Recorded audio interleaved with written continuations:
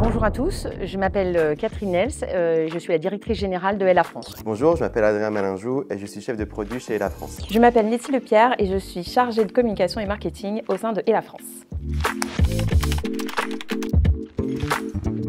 Aujourd'hui, on peut se poser la question de quoi est constitué le monde automobile. Eh bien, le monde automobile est un vaste écosystème qui englobe bien plus que la simple fabrication de véhicules. Il se compose de nombreux acteurs, tels que les constructeurs, les équipementiers, les fournisseurs de matières premières, les distributeurs, le service après-vente et les organismes de réglementation. Il est difficile de donner un chiffre exact du nombre total de véhicules dans le monde en 2023. Mais, selon les estimations de grands cabinets, le marché automobile mondial de véhicules neufs a atteint environ 86 millions de véhicules en 2023. Il s'agit d'une hausse de 9% par rapport à l'année précédente. Les ventes de véhicules électriques ont connu une croissance exponentielle au cours de la dernière décennie. Donc en 2023, les véhicules représentaient environ 14% des ventes mondiales de véhicules neufs, un chiffre en hausse par rapport aux années précédentes.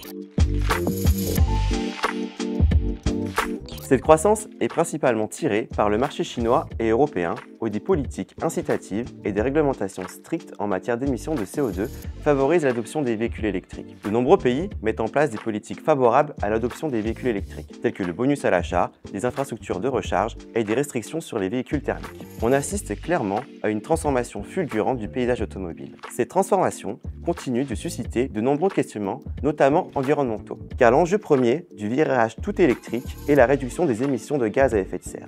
En effet, des défis persistent concernant la production des batteries qui nécessitent des matières premières spécifiques difficilement accessibles. Le recyclage des batteries ainsi que l'empreinte carbone liée à la production de l'électricité nécessaire pour ces véhicules sont autant d'enjeux à prendre en considération. De même que les infrastructures de recharge qui doivent suivre la courbe d'expansion des véhicules électriques. Si les progrès sont constants, l'autonomie des batteries reste un défi majeur pour le long trajet. Comme on l'a dit précédemment, le développement d'un réseau de bornes de recharge suffisant et accessible est essentiel pour une adoption massive des véhicules électriques.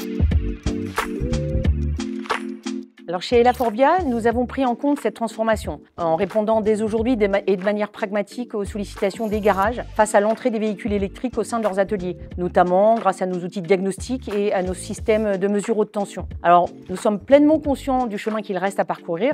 C'est d'ailleurs la raison pour laquelle Forvia investit également dans d'autres solutions telles que les véhicules à hydrogène et notamment la fabrication de réservoirs et de systèmes de stockage de l'hydrogène. L'usine d'Allenjoie, elle symbolise l'engagement très fort de Forvia en faveur du développement durable. Cette usine, elle a été conçue avec la protection du climat au cœur de ses préoccupations. Elle consomme moins d'énergie et a obtenu en 2022 la prestigieuse certification BREEAM Excellent. Alors c'est la première usine en France et seulement la deuxième en Europe à atteindre ce niveau élevé de certification. Forvia s'est également lancée dans la création d'une branche de production de matériaux durables nommée Materiact.